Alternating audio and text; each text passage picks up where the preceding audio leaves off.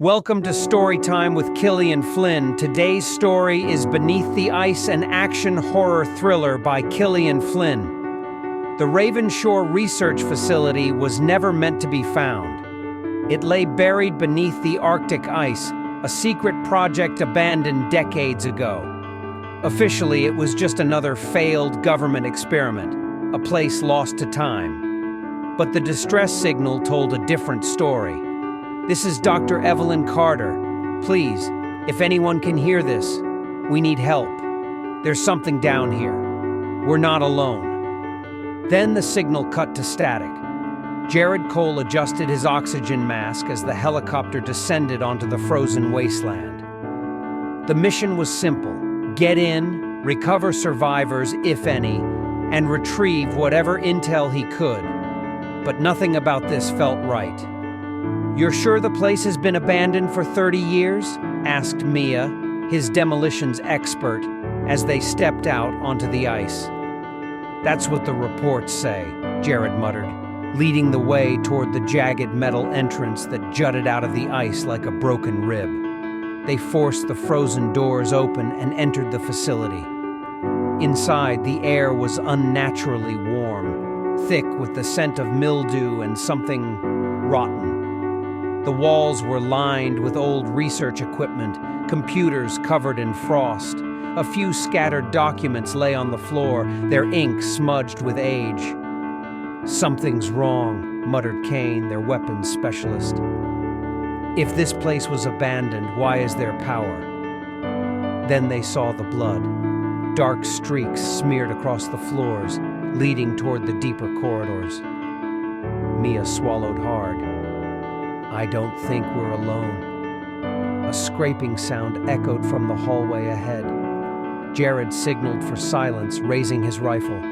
A figure stumbled into view, a woman in a torn lab coat, her face gaunt, her eyes hollow. "Dr. Carter?" Jared asked cautiously. The woman trembled, her lips moving without sound. Then she collapsed. Jared rushed forward, checking her pulse. "She's ice cold. How is she still?" A deep, guttural growl vibrated through the walls. Jared's blood ran cold. Something was waking up. The floor beneath them shifted. A slow, rhythmic thump came from below like a heartbeat. "We need to leave," Kane hissed, backing toward the exit. Then the lights flickered, and the shadows moved. From the darkness, it emerged. It was massive, its form shifting, twisting, human-like, but grotesquely wrong. Its elongated arms dragged across the floor, its mouth stretching open far too wide, revealing jagged, moving teeth. The creature sniffed the air, then locked its sightless face onto them. Then it charged. Jared fired, the bullet sinking into flesh that rippled and reformed. "Run!" They sprinted back toward the entrance, but the hallways seemed to shift, stretching into a maze that hadn't been there before. "It's trapping us!" Mia gasped. The creature moved impossibly fast, slamming into Kane, dragging him into the darkness. His screams were cut short. Jared grabbed Mia, forcing her forward as they stumbled into the control room. The monitors flickered to life. Footage played. Grainy clips of experiments, people locked in cages, injected with something unnatural. Their bodies twisted, their eyes went black, and their bones cracked as they changed. Jared realized the truth too late. This wasn't just a research station. It was a breeding ground, and now they were part of the experiment. The last thing Jared heard was the sound of tearing flesh before the lights went out.